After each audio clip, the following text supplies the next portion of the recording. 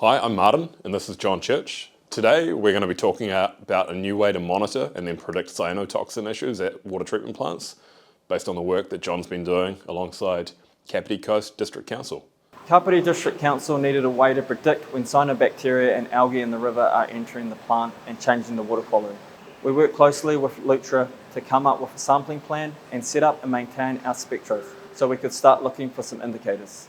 After a lot of trial and error, cleaning, and a whole heap of monitoring with Lutra using ID, together we found more than one relationship in the river that told us what was going on. For the first time, we can see what is coming into the plant and what might come into the plant.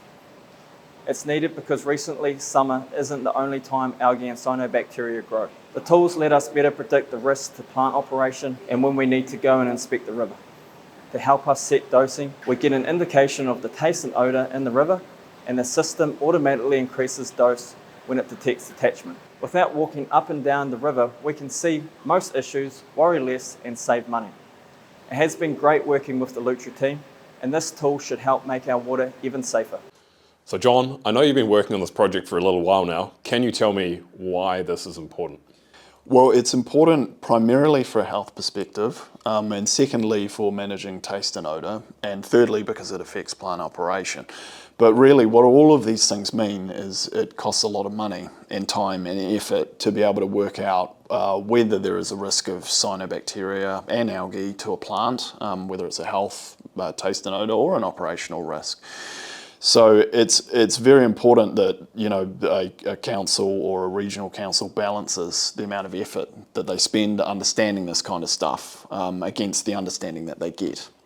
And the trouble with these organisms is that their behaviour can be very difficult to predict. There are very well-known relationships between the time of year, summer obviously, drought, things like that, nutrients that will cause these organisms to form. But those aren't the only conditions. And recently, during winter and periods like that, there's been growth of mats in conditions where you wouldn't necessarily expect it. So therefore, the amount of effort being spent is minimal and people can get caught unawares. So being able to monitor and predict what is going on can be extremely useful, both in saving money and in forewarning people about something that may happen. Okay, great. So how did you actually go about it? What's involved in a project like this? Well, it's a topic that's very well studied from a scientific and environmental point of view, and we were interested in the operational side of it. So the way that we went about it was to basically install two sensors which could directly measure the concentrations of the algae and cyanobacteria coming into the plant. Here we have the guts of the system. Two spectrofluorometers from Trios measuring phycocyanin and chlorophyll A. They do this by emitting light and measuring the fluorescence at a particular wavelength. And they measured the concentration of the components which are within the cells. It didn't tell us what the species were, and it didn't tell us how many, but it did give us an indicator of how much and, very importantly, when. So to be able to develop any kind of understanding and therefore predictions, we put the information that we were seeing, which was when these organisms were coming into the plant in some form, against other online data. And that enabled us to essentially put two and two together in a way that enabled a prediction of what was going to happen, as well as seeing obviously what was immediately happening at a higher resolution than a sample or a visual assessment.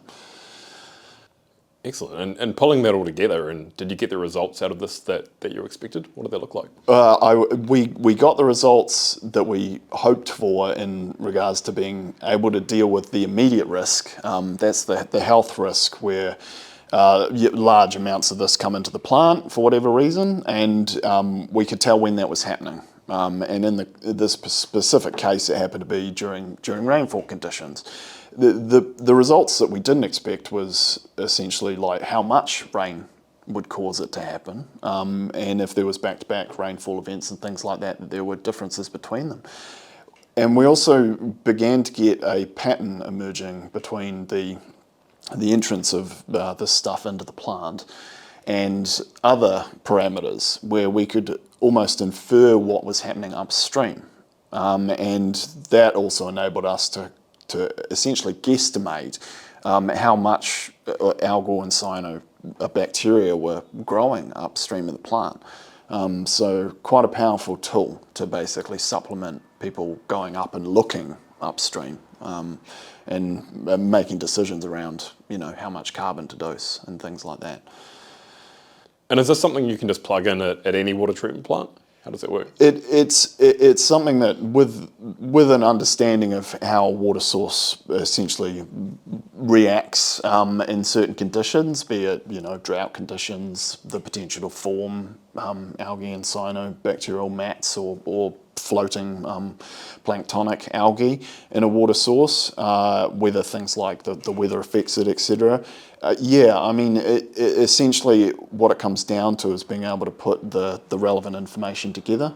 The use of the sensors to directly detect it tells you that yes, there is stuff coming into your plant, but that plus other online monitoring, all presented at the same time, is what enables you to see what is going on and potentially what's going to go on. And that can be done in a plug-in way with the kind of statistical tools to see how things are developing. When you talk about tools and things like that which you use to deliver this project, what are the main types of tools which you use to deliver a project of this nature? Yeah, so the main tools are essentially a way to gather all the data in one place, and the kind of data is the sample results that were taken by operators, various visual assessments of estimates of mat coverage, things like that, the online data. So we used ID to put all that in one place at the same time over long periods of time, and this project spanned about 1.5 years so far. So that was quite powerful because we could also bring in external data sources from regional councils for things like the temperature, the amount of sunlight hours, things like that, and check and see if there was any relationships just using our eyes. Excellent, thanks for that, John. I hope everyone found it as informative as I did. If you want to know more, be sure to go along to the WIOG conference where John will be presenting in full, or otherwise get in touch with Lutra if you need a hand with cyanobacteria or any other water or wastewater treatment issues.